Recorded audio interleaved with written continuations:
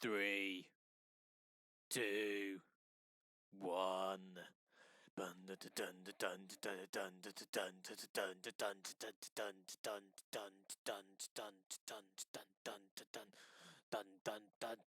My laptop's frozen. There we go. Oh, that's not what I wanted. I wanted that one. Great start. Hey, here I am. Hello. Welcome back to the bunker, to virtual school. It's great for you all to be here. Thanks for tuning in. Make sure you send me an email if you're watching. Make sure that I don't know what that's doing. Send me an email if you're watching. Message in the chat if I can tell by the 3 people who message in chat who they are. They've got house points on the way for them. Let me know, and I will make sure that you get house points for tuning in and doing the work. Obviously, don't just get house points for tuning in. You got to do the work as well. Hopefully we had a lovely 2 weeks of doing absolutely nothing, and obviously yesterday you had to go back to work, and I'm like, get back in the mood of it. Yeah, it's difficult, but we're all here, we're all doing it, and hopefully we will be able to strive forwards to do better. That sounded too positive, that, didn't it? Anyway, here we go, as you always do. Date, title, underline them, because you need to do that. I can make myself a bit bigger. I mean, I'm really important. It's important you see my face. Oh, well, maybe not. My computer's gone lag.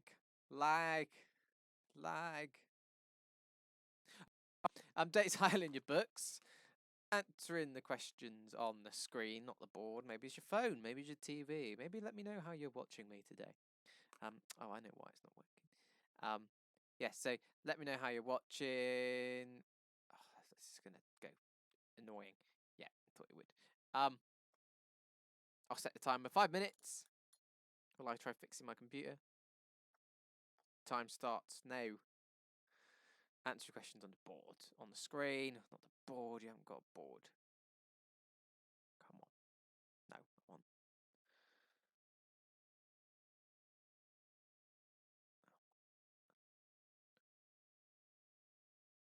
Hey! There I am.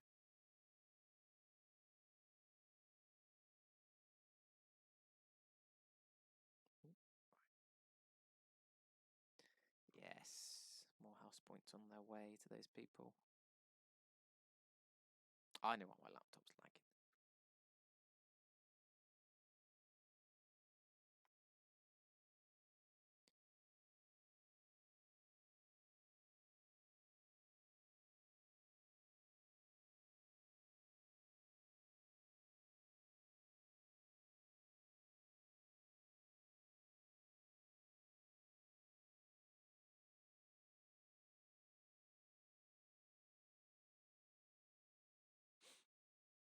But I can't stop it.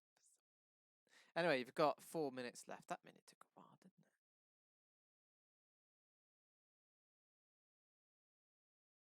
I don't want to go full screen. Why do I want to do that? Oh well.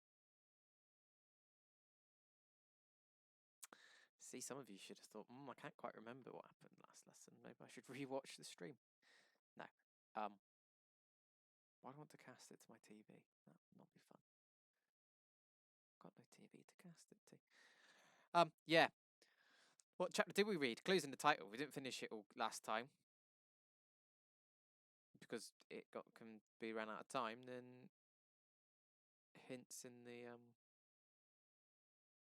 hint is in the whatchamacallit, it? Title. Oh, hi. Well done. You got the answer right. I'm just going to add your class charts house points on there. Yeah, 3 minutes remaining. I'm trying to do something which you probably shouldn't ever do on YouTube, but we'll see if it works.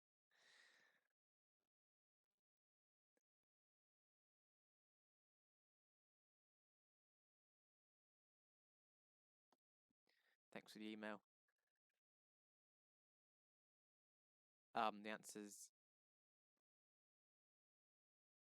no, I think, because that's another conversation we'll have later on. But you have to ask, is everyone else doing it? But interested to find out if anyone else is doing that, because that's something I wanted to do. It'd be cool if you found out some other teachers were doing it.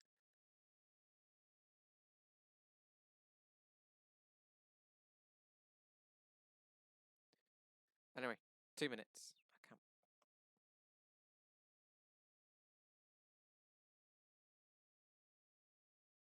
Don't.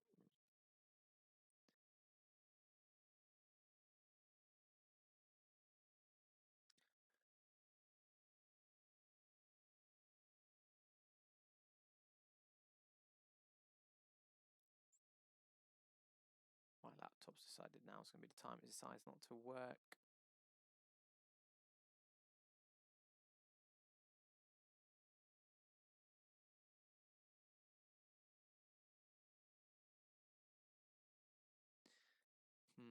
Going to do something dangerous. If I get disconnected, I apologise. Going to refresh my page. See what happens. Should still be on. Should still work. Done it before.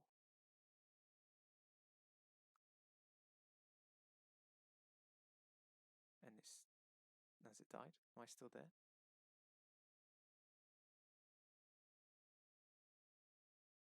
I'm still going. I'm still going. I'm still here. Less than a minute left. Yes, that's what I wanted. There we go. It should get better now. If you wanted to search up answers, then more for you. Ha ha ha.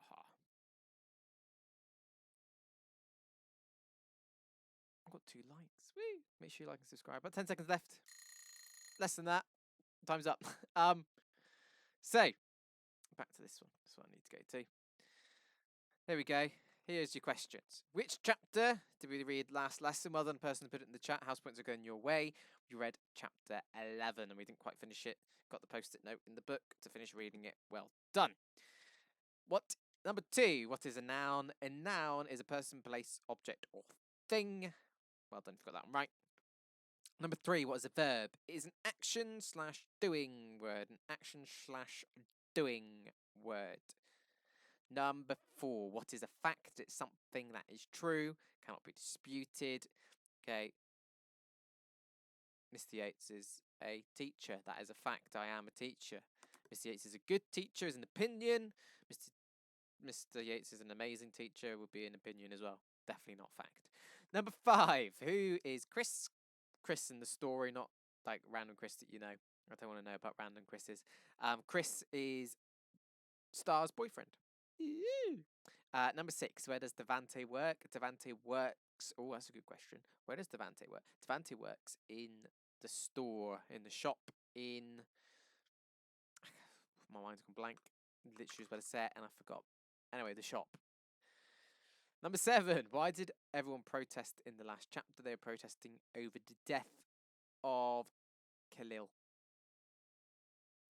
Number 8, define the term simile, a comparison between 2 things using the words as or like.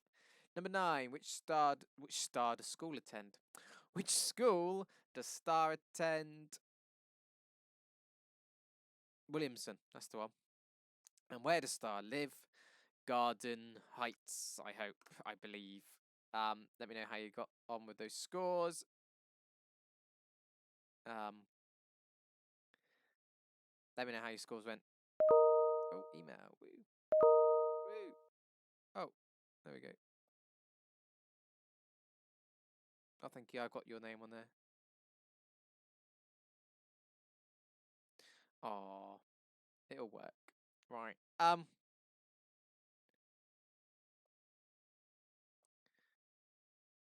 on, just gonna reply to this email. So add up your scores. Send them in the chat. I want to know what you got.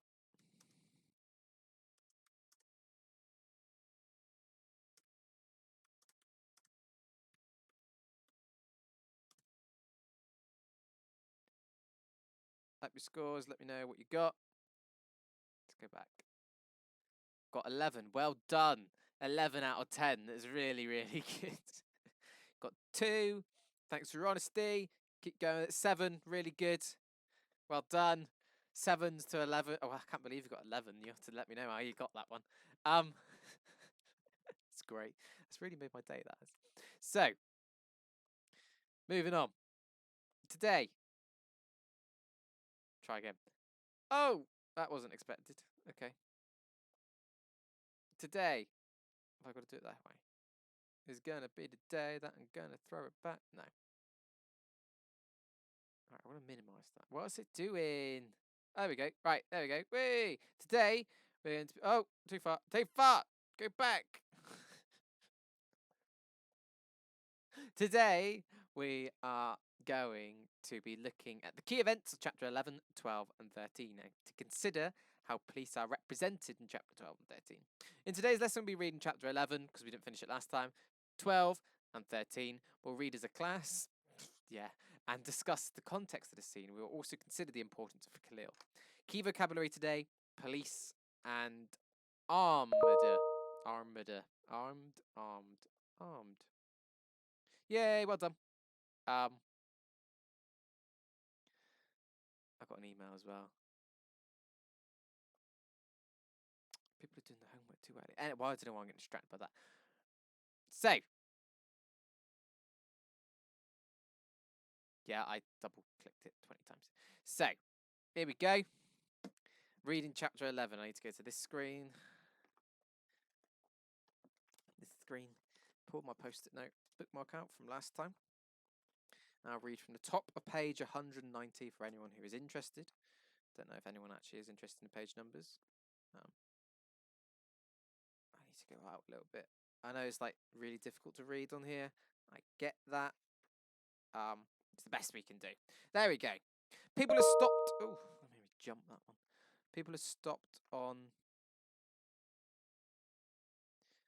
Okay, still someone sent me their own one. Lovely, thank you. I really needed that right now.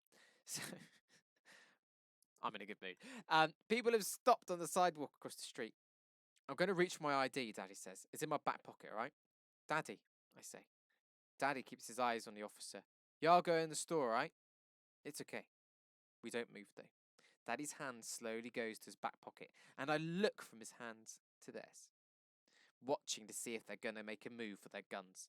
Daddy removes his wallet, the leather one I bought him on Father's Day, with his initials embossed. I was say embedded. It's not embedded. Embossed on it. He shows it to them. See? My ID is in here. His voice has never sounded so small. The black officer takes the wallet and opens it. Oh, he says. Maverick Carter. He exchanges a look with his partner. Both of them look at me. My heart stops. They've realised I'm the witness. There must be a file that lists my parents' name on it. I remember saying it like that last time I watched a video and said, who says file? It's file. There's a file that lists my parents' names on it. Or the detectives blabbed and now everyone at the station knows our names. Or they could have gotten it from Uncle Carlos somehow. I don't know how it happened, but it happened. And if something happens to Daddy, the black officer looks at him, gets on the ground, hands behind your back. That's where we got to last time. But on the ground, face down, he yells. Now! Daddy looks at us. Expression. Apologises for the fact that we have to see this.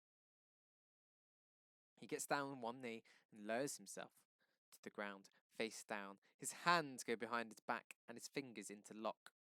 Where's the camera operator now? Why can't this be on the news? Now, wait a minute, officer, Mr. Lewis says. Me and him were just talking. Sir, go inside, the white cop tells him. But he didn't do anything, Seven says. Boy, go inside, the black cop says. No, that's my father and Seven, Daddy yells. Even though he's lying on the concrete, there's enough authority in his voice to make Seven shut up. The black officer checks Daddy, while his partner glances around at all the onlookers. There's quite a few of us now. Miss Yvette and a couple of her clients stand in her doorway. Towels around the client's shoulders. The car is stopped in the street. Everyone go about your own business, the white one says. No, sir, says Tim. This is our business. The black cop keeps his knee on Daddy's back as he searches him. He pats him down once, twice, 3 times. Just like 115 did. Khalil. Nothing. Larry, the white cop says. Larry, the white cop says. Not Larry, the white cop says. Larry, the white cop says. The black one who must have Must be Larry. Looks up at him. Then at all the people who've gathered around. Larry takes his knee off Daddy's back and stands. Get up, he says. Slowly, Daddy gets to his feet.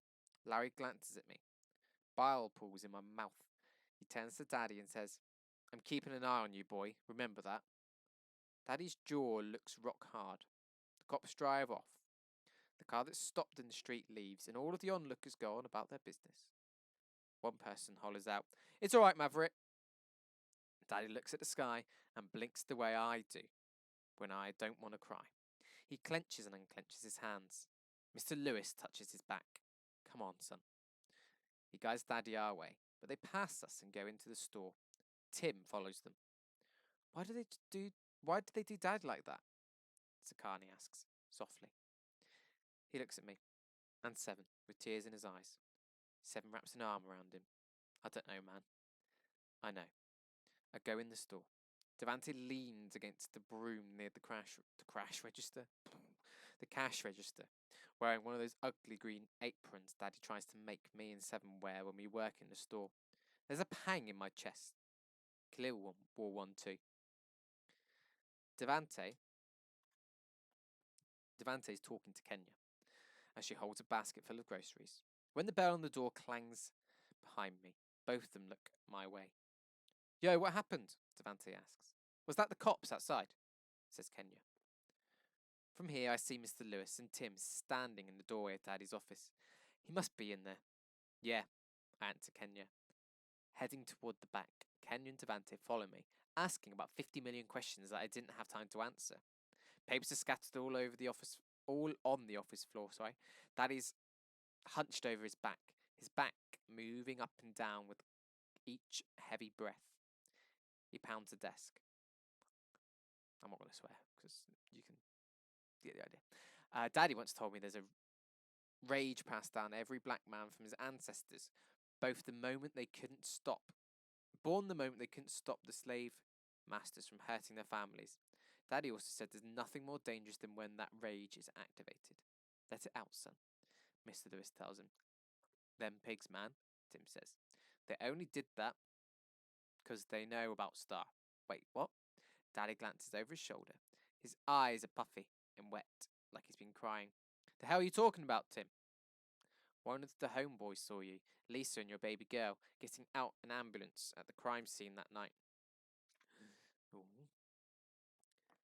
Tim says word spread around the neighborhood, and folks think she's the witness they've been talking about on the news. Oh. Star, go ring Kenya up, Daddy says. Vante, finish them floors. I head for the cash register. Passing Seven and Sakani. The neighborhood knows. I ring Kenya up, my stomach knotted the whole time. If the neighborhood knows, it won't be long until people outside of Garden Heights know. And then what? You rang that up twice, Kenya says. Huh? The milk. You rang it up twice, Star. Oh. I cancel one of the milks and put the carton into a bag. Kenya's probably cooking for herself and Lyric tonight. She does that sometimes. I ring up the rest of her stuff, take her money, and hand her the change. She stares at me a second, then says, Were you really the one with him? My throat is thick. Does it matter? Yeah, it matters. Why are you keeping quiet about it? Like you're hiding or something? Don't say it that way. But it is that way, right? I sigh. Kenya, stop. You don't understand, alright? Kenya folds her arms. What's to understand? A lot. I don't mean to yell, but damn. I can't go around telling people that. Why not? Because you don't see what the cops just did to my dad. Because they know I'm the witness. So you're going to let the police stop you from speaking out for Khalil? I thought you cared about him more than that. Way more than that. I do. I care more than she may ever know. I already talked to the cops, Kenya. Nothing happened. What else am I supposed to do? Go on TV or something, I don't know, she says. Tell everybody what really happened that night. They're not even giving his side of the story. You're letting them trash talk him. Excuse? How the hell am I letting them do anything? You hear all the stuff they're saying about him on the news, calling him a thug, calling him a thug and stuff, and you know that ain't Khalil. I bet if he was one of your private school friends, you'd be all on TV defending him and stuff. Are you for real? Hell yeah, she says. You dropped him for them boogie ass kids, and you know it. You probably would have dropped me if I didn't come round because of my brother. That's not true. You sure? I'm not. Kenya shakes her head. Up part about this. Question. The Khalil I know would have jumped on TV in a hot second and told everybody what happened that night if it meant defending you, and you can't do the same for him. It's a verbal slap. The worst kind too, because it's the truth. Kenya gets her bags. I'm just I'm just saying stuff. If I could change what happens at my house with my mama and daddy, I would. Here you are with a chance to help change what happens in our whole neighborhood, and you staying quiet like a coward. Kenya leaves. Tim and Mr. Lewis aren't far behind her. Tim gives me the black power fist on his way out. I don't deserve it though. I head to Daddy's office. Seven's standing in the doorway, and Daddy's sitting on his desk. Sakani's next to him, nodding along to whatever Daddy's saying, but looking sad. Reminds me of the time Daddy and Mama had to talk with me. Guess Daddy decided not to wait until Sakani's 12. Daddy sees me. Sev, go cover the cash register. Take Sakani with you. About time you learned. Oh, man. Sakani groans. Don't blame him. The more you learn to do at the store, the more you're expected to do at the store. Daddy puts the now empty spot beside him on the desk. I hop up on it. His office has just enough space for a desk and a file cabinet. Framed photographs crowd the walls, like the one of him and Mama at the courthouse the day they got married. Her belly, aka me, aka not aka me, big and round. Pictures of me and my brothers as babies. And this one picture from about 7 years ago, when my parents took the three of us to the mall for one of those J.C. Penney family portraits. They dressed alike in baseball jerseys, baggy jeans, and Timberlands. Tacky.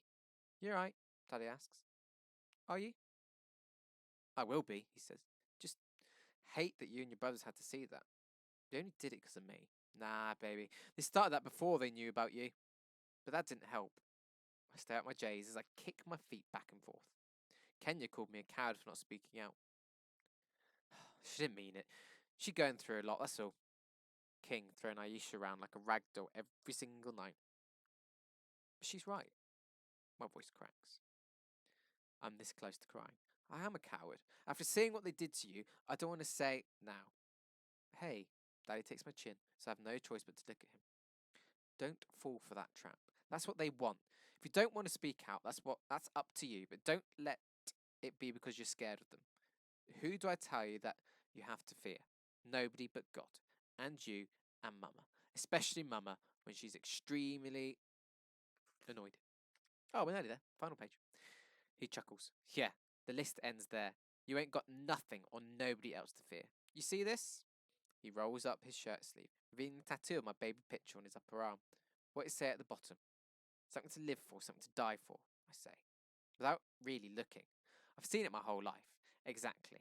You and your brothers are something to live for and something to die for, and I'll do whatever I gotta do to protect you. He kisses my forehead. If you're ready to talk, baby, talk. I got your back. Woo! Wasn't that exciting? So, let's go back to that page. So, as we read, consider the examples of protest in this chapter. So, I've got to think back to the beginning of the chapter now. Hopefully, cast your mind back a little bit further. I'll put my post-it note in there. What did the students shout as they leave the classroom? There was something they shouted as they left the classroom at Williamson. Who's Mr. Lewis? Bit of a hint there from the first question. What did the police do to Maverick? And why does Maverick promise he will have Stars back when she's ready? So, answering those questions, I'll go look at the chat now because you probably chatted 1,000 times. But oh hi, how was it? Oh great, how's your Easter? Oh, lovely. Haven't even looked yet. Let's find out. You need a timer, but you also need to be able to see the questions. 4 questions, 5 minutes. Guess the answers are on Google. Your time starts now. 5 minutes off you go.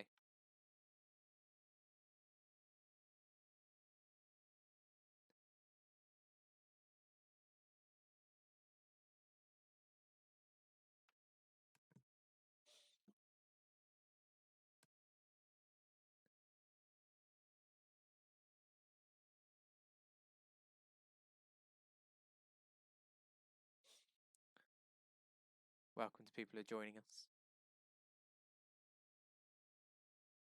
If you're on your phone, get off your phone. Make sure I add the people who I know are in here to the list of people. That one.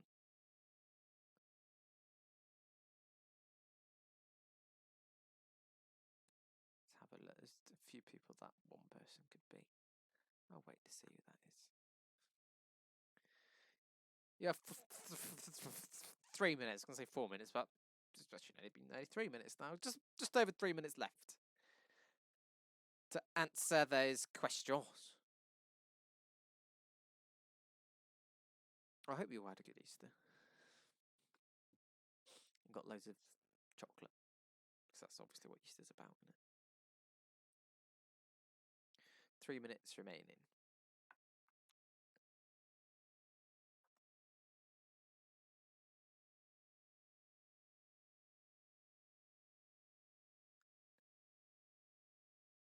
So, what's the answer to the first one? Great question.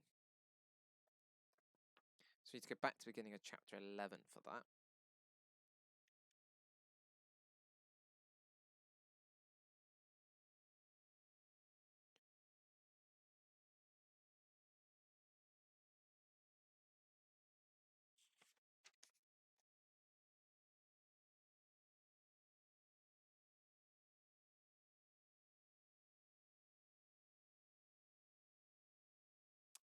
There we go. Mr. Warren tells us to take out our MacBooks. Sorry, I got distracted. Yeah. Anyway, Mr. Warren tells us to take out our MacBooks and begins the lesson on British literature. Not even 5 minutes in, someone says, "Justice for Khalil!" Justice for Khalil, the others chant. Bit of a hint there. A bit of a hint is the answer.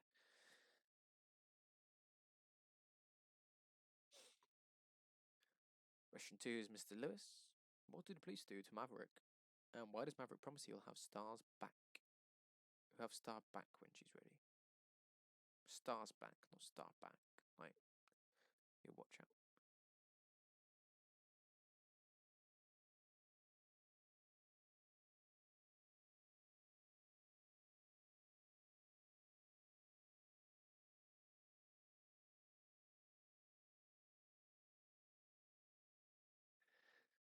One more minute. One more minute.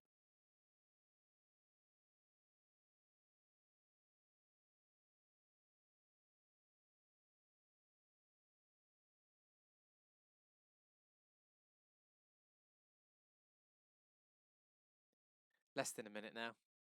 That's what happens when I say a minute. Like, it means less than a minute's left.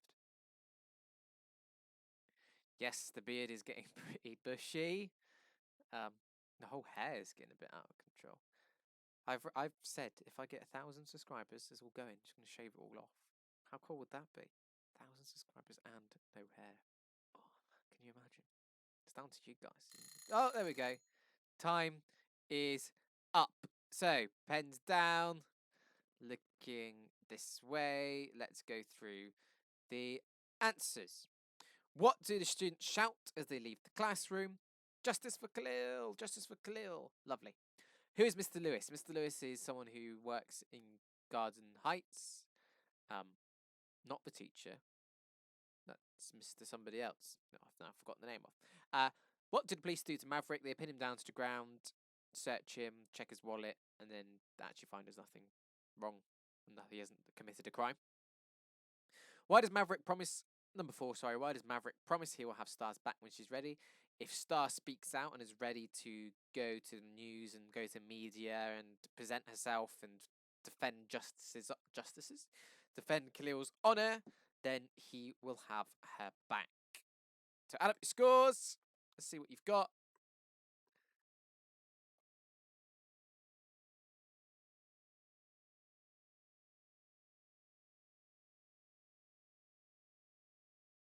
Way.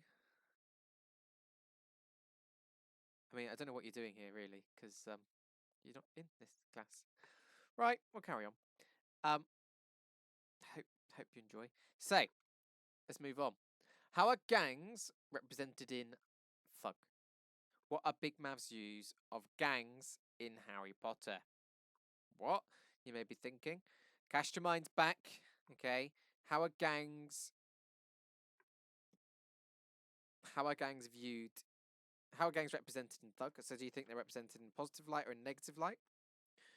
Or do you think that um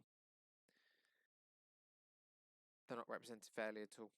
As I see if I can find the Harry Potter quote from last time. It's all good when we read it, wasn't it? And I was like, oh, it'd be fine. I can't find the Harry Potter quote at the moment.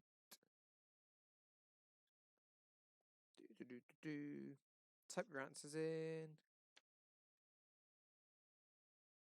It's really difficult to search a book for 2 words.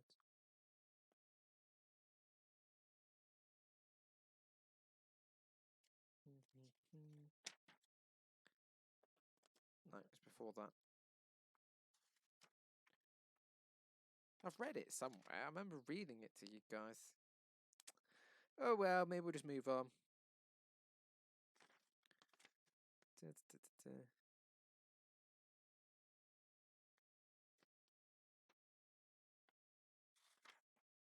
Yeah, I'm just going to move on then, because I can't find it.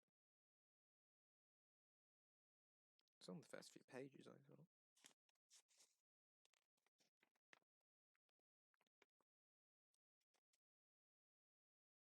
Yeah, right, moving on. Moving on. Think about how gangs are represented. Do you think they're represented in positive light or in negative light? Do you think that gang culture is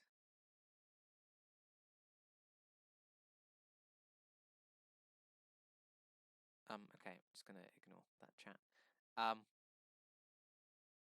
Do you think gang culture is represented accurately in this, or do you think it's represented in a derogative way? Moving on.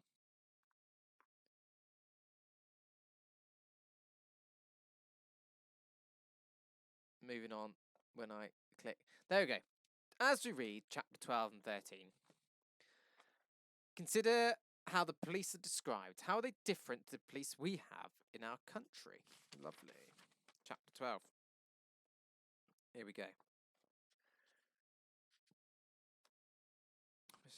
I don't know what's going on with you guys.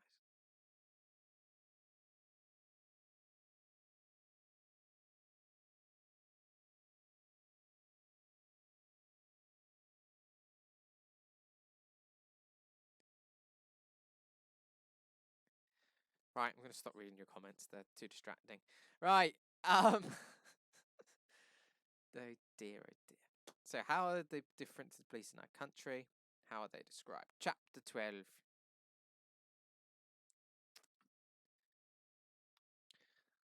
I'm luring Bricks inside when it passes out front. I watch it crawl down the street for the longest time till we get the sense to alert somebody. Daddy! He looks up from pulling weeds around his bell peppers. Are they for real with that? The tank resembles the ones they show on the news when talking about war in the Middle East. It's the size of 2 Hummers. The blue and white lights on the front make the street almost as bright as it is in daytime. An officer is positioned on top, wearing a vest and a helmet. He points his rifle ahead. A voice booms from the armoured vehicle. All persons found violating the curfew will be subject to arrest. Daddy pulls more weeds. Some. Bricks follows the piece of bologna I dangle in front of him, all the way to a spot in the kitchen. He sits there, all content, chomping on it and the rest of his food. Bricks won't act crazy as long as Daddy's home. All of us are kind of like Bricks, really. Daddy being home means Mama won't sit up all night. Sakani won't flinch all the time, and Seven won't have to be the man of the house. I'll sleep better too. Daddy comes in, dusting caked dirt off of his hands. Them roses dying, Bricks. You've been on my roses. Bricks's head perks up. He locks his eyes with Daddy's, but eventually lowers his head. I bet Not catching you doing it, Daddy says. Oh, we're gonna have a problem. Bricks lowers his eyes too. I grab a paper towel and a slice of pizza from the box on the counter. This is like my fourth slice tonight. Mama brought two huge pies from Sal's on the other side of the freeway. Italians own it, so the pizza is thin, herby. Is that a word? And good. You finished your homework? Daddy asks. Yep. A lie, which you've probably all been doing with your families this few weeks. He washes his hands at the kitchen sink. Got any tests this week? Trig. On Friday. You study for it? Yep. Another lie. Good. He gets the grapes out the refrigerator. You still got that old laptop, the one you had before we bought you that expensive fruit one? I laugh. It's an Apple MacBook, Daddy. It damn sure wasn't the price of an apple. Anyway, you got the old one? Yeah. Good. Give it a 7. Tell him to look over it and make sure it's alright. I want Devante to have it. Why? You pay the bills? No. Then I ain't gonna answer that. That's how he gets out of almost every argument with me. I should buy one of those cheap magazine subscriptions and say, yeah, I pay a bill, and what? It won't matter though. I head to my room after I finish my pizza. Daddy's already gone to his and Mama's room. There's TVs on and they're both lying on their stomach on the bed. One of her legs on his as she types on her laptop is oddly adorable. Sometimes I watch them to get an idea of what I want one day. You still mad at me about Devante? Daddy asks her. She doesn't answer, keeping her eyes on her laptop. He scrunches up his nose and gets all in her face. You still mad at me? Huh? You still mad at me? She laughs and playfully pushes at him. Move, boy. No, I'm not mad at you. Now give me a grape. He grins and feeds her a grape, and I just can't. The cuteness is too much. Yeah, they're my parents, but they're my OTP. You probably know what that means. I don't. Seriously. Daddy watches whatever she's doing on the computer, feeding her a grape every time he eats one. She's probably, what's she watching on this computer? Uploading the latest family snapshots to Facebook for her out-of-town relatives. Oh, mums do love Facebook, don't they? With everything that's going on, what can she say? Sakani saw cops harass his daddy, but he's doing so well in school, hashtag proud mom. Or Star saw her best friend die, keep her in your prayers, but my baby made the honour roll again, hashtag blessed. Or even, tanks are rolling by outside, but 7's been accepted into 6 colleges so far, hashtag he is going places. I go to my room. Both my old and new laptops are on my desk, which is a mess. There's a huge pair of Daddy's Jordans next to my old laptops. The yellowed bottoms of the sneakers face the lamp, and the layer of saran wrap protects my concoction. Why can I say that? Of detergent and toothpaste that will eventually clean them. Concoction. That's what I was trying to say. Concoction. Watching yellowed soles turn icy again is the most satisfying as squeezing a blackhead and getting all the gunk out. Amazing. According to the lie I told Daddy, my homework is supposed to be done, but I've been on a Tumblr break. I bet some of you right now on an Instagram break and a TikTok break. AKA, I haven't started my homework and spent the last 2 hours on Tumblr. I started a new blog. I started a new blog. The Khalil I Know. It doesn't have my name on it, just pictures of Khalil. In the first one, he's 13 with an afro. Uncle Carlos took us to a ranch so we could get a taste of country life. And Khalil's working. Khalil's not working. Khalil's looking side-eyed at a horse that's beside him. I remember him saying, "If this thing is this is," he didn't say that. He said, "If this thing makes a wrong move, I'm running." On Tumblr, I captioned the picture. The Khalil I know was afraid of animals. I tagged it with his name. One person liked it and reblogged it. Then another. And another. Because that's how it works, isn't it? You just have to do one picture and everyone just goes crazy with it. That made me post more pictures, like one of us in the bathtub when we were 4. You can't see our private parts because of all the suds. I'm looking away from the camera. Miss Rosalie is sitting on the side of the tub, beaming at us. And Khalil's beaming right back at her. I wrote, the Khalil I know loved bubble baths almost as much as he loved his grandma. In just 2 hours, hundreds of people have liked and reblogged the pictures. I know it's not the same as getting on the news like Kenya said, but I hope it helps. It's helping me at least. Other people posted about Khalil, uploaded artwork of him, posted pictures of him, and they show him on the news. That they show on the news. I think I've reblogged every single one. Funny though, somebody posted a video clip of Tupac from back in the day. Okay, so every video clip of Tupac is from back in the day. He's got a little kid in his lap and is wearing a backwards snapback and would be fly now. He explains thug life like Khalil said he did. The hate you give little infants F's everybody. Pac, spell, Pac spells out F's because that kid is looking dead in the face. When Khalil told me what it meant, I kind of understood it. I really understand it now. I grab my old laptop when my phone buzzes on my desk. Mama returned it earlier. Hallelujah, thank you, Black Jesus. She said it's only in case there's another situation at school. I got it back though, don't really care why. I'm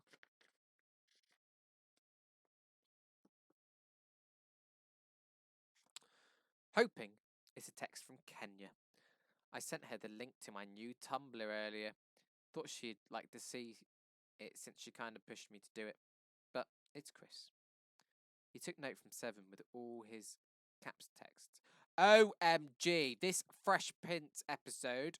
Will's dad didn't take him with him. The a-hole came back and left him again. Now he's having a breakdown with Uncle Phil. My eyes are sweating. Understandable. That's seriously the saddest episode ever. I text Chris back. Sorry. Sad face. And your eyes aren't sweating. You're crying, babe. Oh, so cute. He replies, lies! I say, you ain't gotta lie, Craig. You ain't gotta lie. He responds, did you really use a line from Friday on me? So watching 90s movies is kind of our thing too. I text back, yep. Wink face. He replies, bye, Felicia! I take the laptop to Seven's room, phone in hand, in case Chris has another Fresh Prince breakdown. Some reggae chants meet me in the hall, followed by Kendrick Lamar rapping about a hypocrite. Seven sits on the side of the lower bunk, an open computer tower at his feet. With his head down, his dreads hang loosely and make a curtain in front of his face. Devante sits cross-legged on the floor, his afro bobs to the song. A zombie version of Steve Jobs watches them from a poster on the wall along with all these superheroes and Star Wars characters. There's a slithering comforter on the bottom bunk that I swear I'll steal one day. Seven and I are reverse HP fans, not the ketchup, but the Harry Potter. We liked the movies first, then the books. I got Cleo and Natasha hooked on them too. Mama found the first movie for $1 at a thrift store back when we lived in the Cedar Grove projects. Seven and I said we were Slytherins. Once, almost all Slytherins were rich. When you're a kid in a one bedroom in the project, rich is the best thing anybody can be. Seven removes a silver box from the computer and examines it. It's not even that old. What are you doing? I ask. Big D asked me to fix his computer. He needs some new DVD drives. He burnt his out making all them bootlegs. My brother is the unofficial Garden Heights tech guy. Old ladies, hustlers, and everybody in between pay him to fix their computers and phones. He makes good money like that too. A black A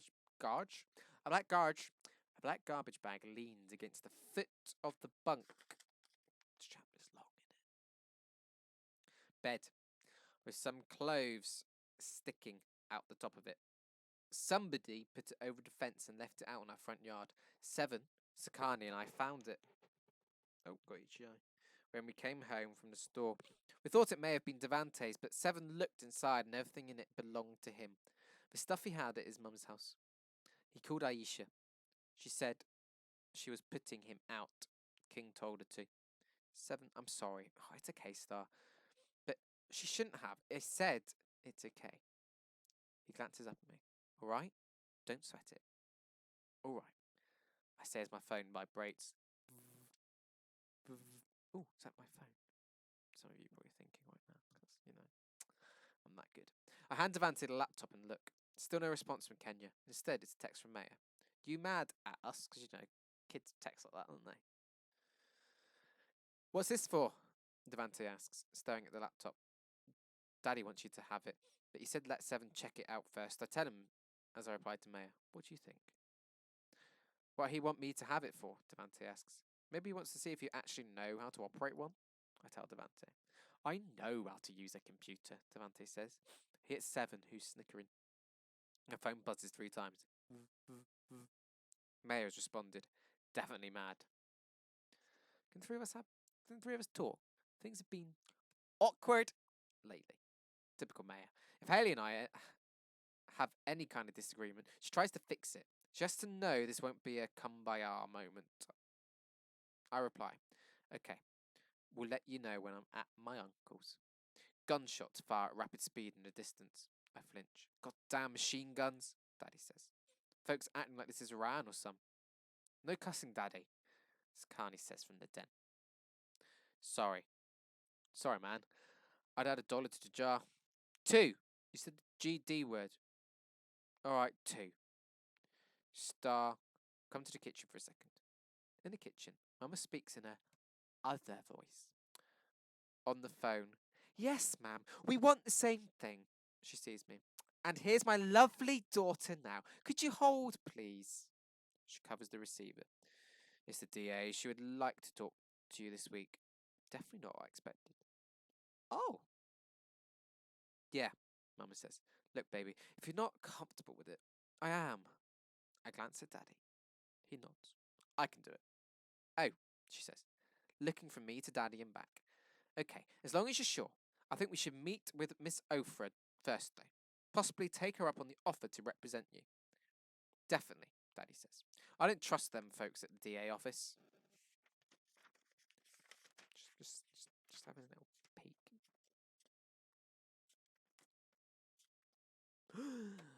Right, keep going. So, I should probably check the chat. Make sure no one's... Oh, right, this is what have I missed? What have I missed? What's going on?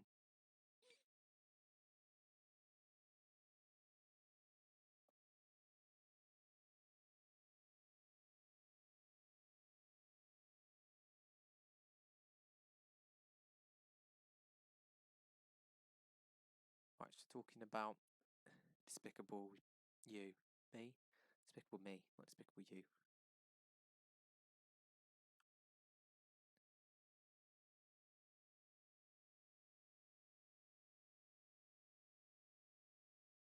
What is going on? Right, back to back to the reading, the lesson. Right, so how about we see her tomorrow and meet with the DA later this week? Mama asks. I grab another slice of pizza and take a bite. It's cold now, but cold pizza is the best pizza. See, me and my partner love going to Domino's. But not at the moment, obviously. We order our pizza and then we take it back. We always get a large one, and if we can't eat it all, we have half of it the next day, and it's really nice cold. Fun fact: microwave sometimes it's better the next day. Anyway, but cold pizza is the best pizza. So 2 days of no school. Oh, you're going to school, she says. And did you eat any salad while you're eating all that pizza? I've had veggies. These little bitty peppers. They don't count when they're that little. Apparently size does matter. Yeah, they do. If babies can count as humans when they're little, veggies can count as veggies when they're little. That logic ain't working with me. So we'll meet with Miss Ofra tomorrow and the DA on Wednesday. Sound like a plan? Yes, except the school part. Mama uncovers the phone. Sorry for the delay. We can come in on Wednesday morning. In the meantime, tell your boys, the mayor and the police chief to get them tanks out of my neighbourhood, Daddy says loudly. Mama swats at him. Something like that, probably. But he's going down the hall. Claim folks need to act peaceful, but rolling through here like we in a goddamn war. $2, Daddy says. $2, Daddy, Sakani says. When Mama hangs up, I say, it wouldn't kill me to miss one day of school. I don't want to be there if they try to protest that. If they try that protest mess again. Wouldn't be surprised if Remy tried to get a whole week off because of Khalil. I need 2 days, that's all. Mama raises her eyebrows. Okay, 1.5. Please. She takes a deep breath and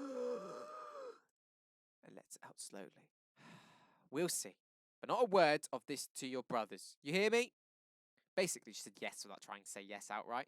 I can deal with that. Pastor Eldridge once preached that faith isn't just believing, but taking steps towards that belief. So when my alarm goes off Tuesday morning, by faith I don't get up, believing that Mama won't make me go to school.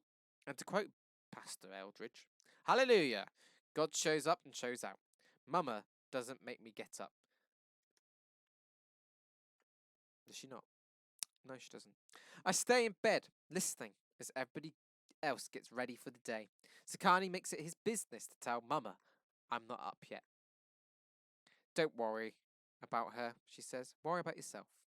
The TV in the den blares some morning news show, and Mama hums around the house. When Khalil and 115 are mentioned, the volume lowers a whole lot and doesn't go back up until a political story comes on. My phone buzzes under my pillow. I take it out and look. Kenya finally texted me back about my new Tumblr. She would make me wait hours for a response, and her comment is short as hell. It's right. I roll my eyes. That's about as close as I'm going to get to a compliment from her. I text her back, I love you too. Her response, I know. That sort of creepy smile. She's so petty. Oh dear, what's wrong with me? Part of me wonders though if she didn't respond last night because of the drama of her house. At her house, not of her house, at her house. Daddy says King's still beating Aisha up. Sometimes he hits Kenya and Lyric too. Kenya's not the type to talk about it like that, so I ask, everything okay? The usual, she writes back. Short, but it says enough. There isn't much I can do, so I just remind her, I'm here if you need me. Her response, you better be. See? Petty. Here's the messed up part about missing school. There we go, this is all gonna appeal to you guys, isn't it? You wonder what you would be doing if you went. At 8, I figure Chris and I would be getting to history since it's our first class on Tuesdays. I sent him a quick text. Won't be at school today. 2 minutes later. Are you sick? Need me to kiss it and make it better? Wink, wink. He seriously typed wink, wink instead of 2 wink emojis. I'll admit, I smile. I'll write back. What if I'm contagious? He says. Don't matter. I'll kiss you anywhere. Wink, wink. I reply. Is that another line? He responds in less than a minute. It's whatever you want it to be. Love you, Fresh Princess. Pause. That L word completely catches me off guard. Like a player from the other team stealing the ball right as you're about to make a layup. It makes all of your momentum and it takes all of your momentum and you spend a week wondering how that steal slipped up on you. Yeah, Chris saying love you is like that, except I can't waste a week wondering about it. By not answering, I'm answering, if that makes sense. The shot clock is winding down. I need to say something, but what?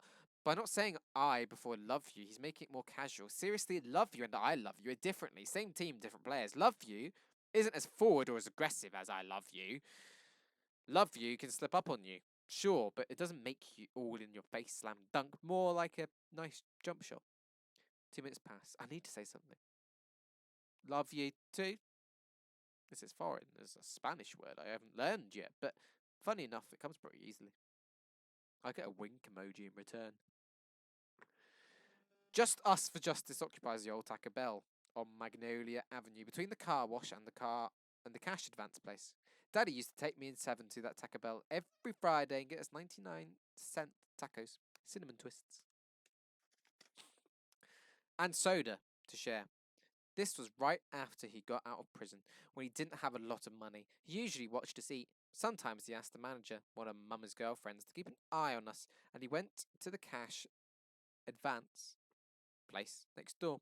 When I got older and discovered that presents don't just show up, I realised Daddy always went over there around our birthdays and Christmas. Mama rings the doorbell at Just Us, and Miss Ofra lets us in. Sorry about that, she says, locking the door. It's just me here today. Oh, Mama says. Where are your colleagues? Some of them are at Garden Heights High doing a round table discussion. Others are leading a march on Carnation where Khalil was murdered. It's weird to hear somebody say Khalil was murdered as easily as Miss Ofra does. She doesn't bite her tongue or hesitate. Short walled cubicles take up most of the restaurant. They have almost as many posters as Seven has, but the kind Daddy would love, like Malcolm X standing next to a window holding a rifle, Huey Newton in prison with his fist up for Black Power, and photographs of the Black Panthers at rallies and giving breakfast to kids. Miss Ophra leads us to a cubicle next to the drive-through window. It's kind of funny too, because she has a Taco Bell cup on her desk. Thank you so much for coming, she says. I was so happy when you called. Mrs. Carter, please, call me Lisa. How long have you all been in this space? Almost 2 years now. And if you're wondering, yes, we do get the occasional prankster who pulls up to the window and tells me they want a chalupa. We laugh. The doorbell rings up front. That's probably my husband, Mama says. He was on his way.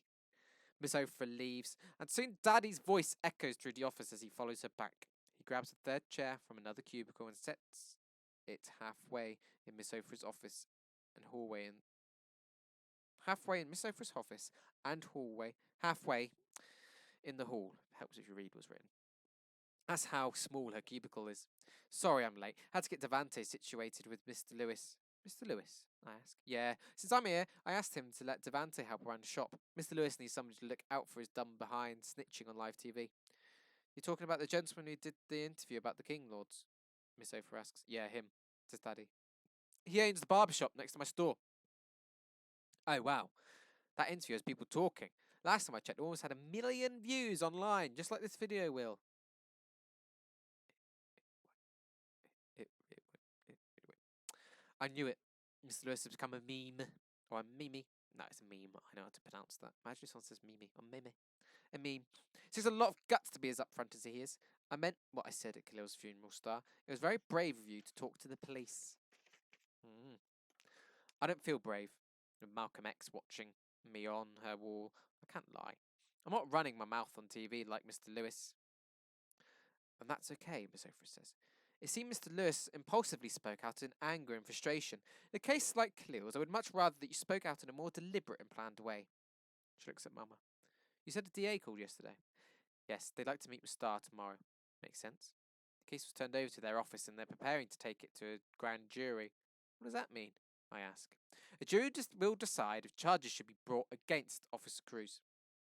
And Star will have to testify to the grand jury, Daddy says. Miss Ophra nods. It's a bit different from a normal trial. There won't be a judge or a defence attorney present, and the DA will ask Star questions. What if I can't answer them all? What do you mean? Miss Ophra says. The gun in the car stuff. On the news, they said there may have been a gun in the car. Like, that changes everything. I honestly don't know if there was. Miss Ophra opens a folder that's on her desk, takes out a piece of paper, pushes it towards me. It's a photograph of Khalil's black hairbrush, the one he used in the car. That's the so-called gun, Miss Ophra explains. Officer Cruz claims he saw it in the car door, and he assumed Khalil was reaching for it. The handle's thick enough, black enough for him to assume it was a gun, and Khalil was black enough, Daddy adds. A hairbrush. Khalil died over a effing hairbrush. Miss Ophra slips the photograph back in the folder. It'll be interesting to see how his father addresses it in his interesting view tonight. Hold up. Interview? I ask. Mama shifts a little in her chair. The officer's father has a television interview that's airing tonight. I glance from her to Daddy. And nobody told me. Because it ain't worth talking about, baby, Daddy says. I look at Miss Ophra. So his dad can give his son's side to the whole world, and I can't give mine and Khalil's. He's gonna have everybody thinking 115's the victim. Not necessarily, Miss Ophra says. Sometimes these kind of things backfire, and at the end of the day, the court of public opinion has no say in this. The grand jury does. They see enough evidence, which they should. Officer Cruz will be charged and tried. If, I repeat. A wave of awkward silence rolls in.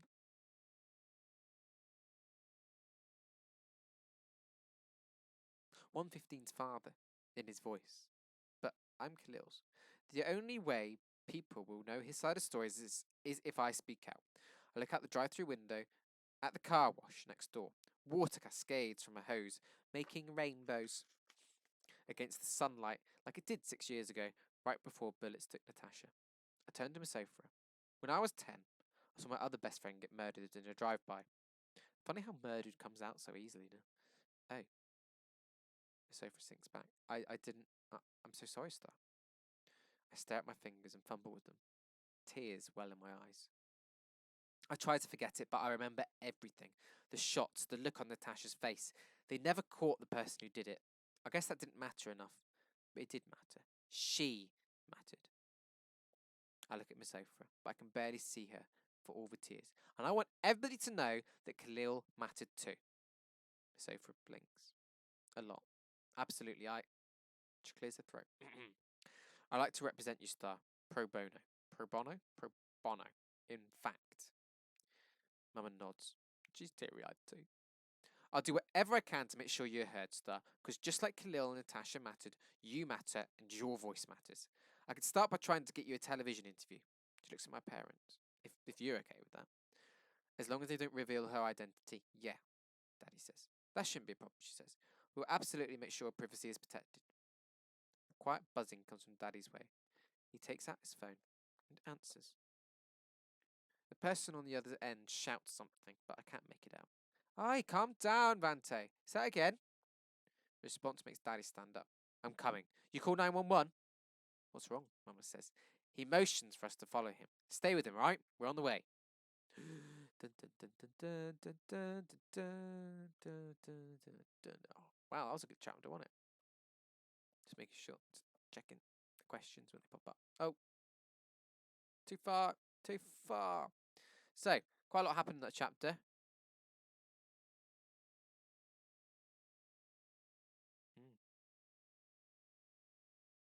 Okay, we've still got another chapter to read before I can show you that one. Okay, so quite a lot happened in that chapter. Let me read your chat. Oh, wow. I dropped my pasty. Lovely.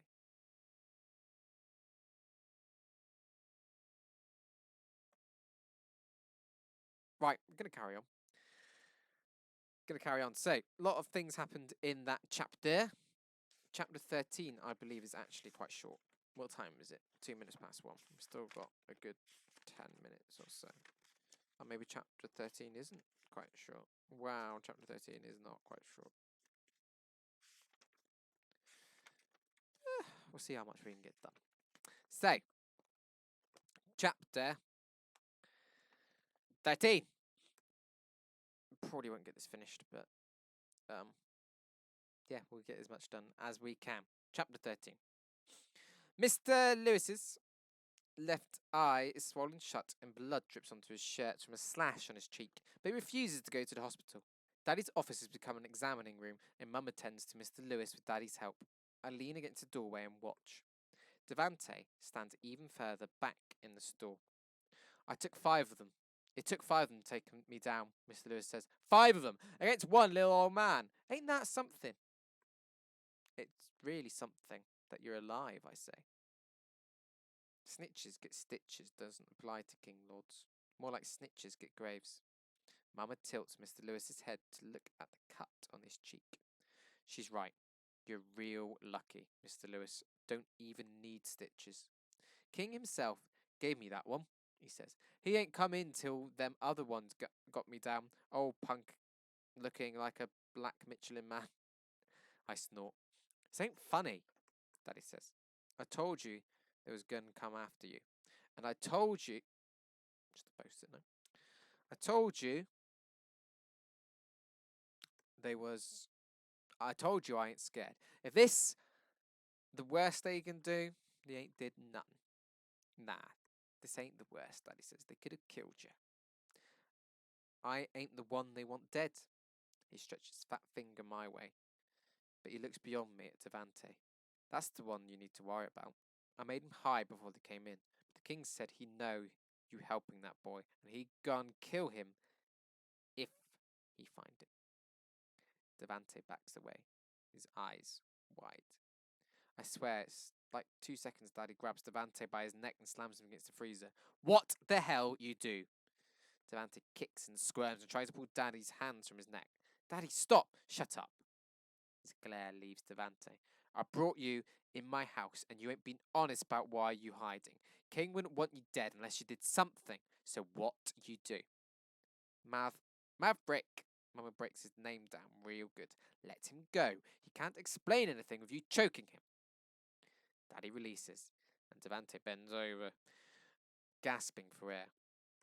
Don't be putting your hands on me, he says. Or what? Daddy taunts. Start talking. Man, look, ain't a big deal. King tripping. Is he for real? What did you do? I ask. Devante slides onto the floor and tries to catch his breath. He blinks real fast for several seconds. His face scrunches up. Suddenly, he's bawling, not brawling, bawling like a baby. I don't know anything else to do, so I sit in front of him. When Khalil would cry like that because his mama was messed up, I'd lift his head. I lift Devante's. It's okay, I say. There's always worked with Khalil. It works with Devante too. He stops crying as hard and says, I stole about 5 Gs from King. Damn it, Daddy groans. What the hell, man? I had to get my family out of here. I was gonna handle the dudes that killed Dalvin and stuff. All that would do, was make some GDs come after me. I was dead man walking straight up. I didn't want my mama and my sisters caught in that, so I got them some bus tickets, right, and got them out of town. That's why we can't get mama on the phone. Mama realizes. Tears fall all around his lips. She didn't want me coming anyway. Said I'd get them killed, but put me out of the house before they left. He looked at Daddy. Big Mab, I'm sorry. I should have told you the other day. I did change my mind about killing them dudes, though, but now King wants me dead.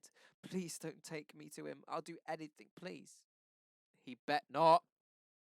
Mr. Lewis limps out of Daddy's office. You help that boy, Maverick. Daddy stares at the ceiling, like he could cuss God out. Daddy, I plead. All right, come on, Vante. Big Mab, he whimpers. I'm sorry, please. I'm not taking you to King, but we've got to get you out of here. Now. 40 minutes later, Mama and I pull up behind Daddy and Devante in Uncle Carlos's driveway. I'm surprised Daddy knows how to get here. He never comes out here with us. Never. Holidays, birthdays, none of that. I guess he doesn't want to deal with Nana and her mouth. Mama and I get out her car as Daddy and Devante get out the truck. This is where you're bringing him? Mama says. My brother's house? Yeah, Daddy says, like it's no big deal. Uncle Carlos comes from the garage, wiping all off his hands with one of Aunt Pam's good towels. He shouldn't be home. It's the middle of a work day. He never takes sick days. He stops wiping his hands, but the knuckles on one of them are still dark. Devante squints against the sunlight and looks around like we brought him to another planet. Damn, Big Mav, where are we at? Where are we? Uncle Carlos corrects and offers his hand. Carlos, you must be Devante. Oh, it's getting exciting, isn't it? Devante stares at his hand. No manners at all. How you know my name? Uncle Carlos awkwardly lets his hand fall to his side. Maverick told me about you. We've discussed getting you out here. Oh, Mama says with a hollow laugh. Maverick's discussed getting him out here. She narrows her eyes at Daddy. I'm surprised you even knew how to get out here, Maverick. Daddy's nostrils flare. We'll talk later. Come on, Carlos says. I'll show you your room. Devante stares at the house, his eyes all big. What you do to get a big house like this? Dang, you're nosy, I say. Uncle Carlos chuckles. It's a case star. My wife's a surgeon and I'm a detective. Devante stops dead. Turns on Daddy. What the F, man? You brought me to a cop. Watch your mouth, Daddy says. And I brought you to somebody who actually want to help you. A cop, though. If the homies find out, they're going to think I'm snitching. They're not your homies if you gotta hide from them, I say. Plus, Uncle Carlos wouldn't ask you to snitch. She's right, says Uncle Carlos. Maverick's really serious about getting you out of Garden Heights. Mama scoffs loudly. When he told us the situation, we wanted to help. Uncle Carlos goes on. And it sounds like you need our help. Devante sighs. Man, this ain't cool. Look, I'm on leave, says Uncle Carlos. You don't have to worry about me getting information out of you. Leave, I say. That explains the sweats in the middle of the day. Why'd they put you on leave? He glances from me to Mama, and she probably doesn't know I see her shake her head real quick. Don't worry about it, baby girl, he says, hooking his arms around me. I needed a vacation. It's so obvious. They put him on leave because of me. Nana meets us at the front door. Knowing her, she's been watching through the window, since we got here. She's one arm folded and takes a drag of a cigarette with the other. She blows the smoke towards the ceiling while staring at Devante. Who he's supposed to be.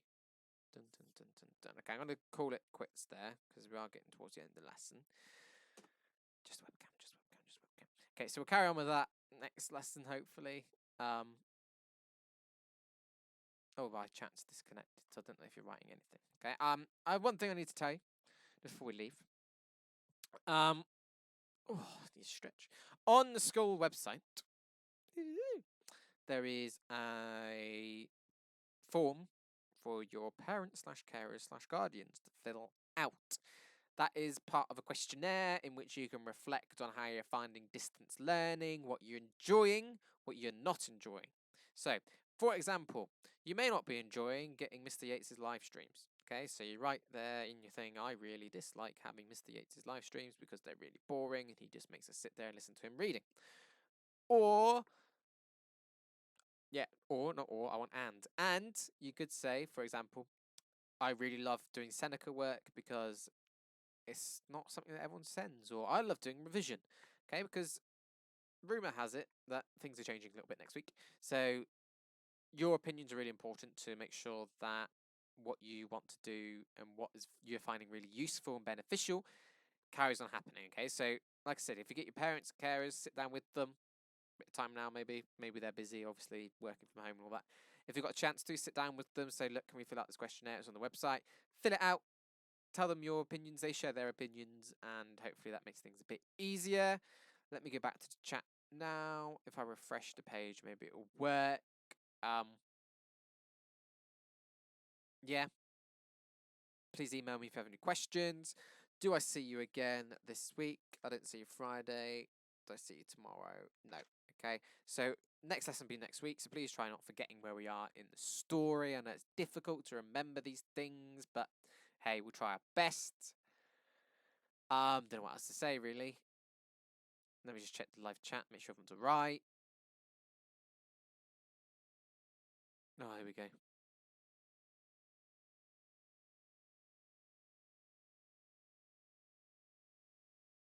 Lovely. Okay, so thanks for tuning in today. Make sure you subscribe, like, and all that stuff, because it helps me show stuff to other people. Thanks for tuning in. See you next lesson next week. Who knows what next week look like, but see you next week. Enjoy. Bye, bye, bye, bye, bye, bye.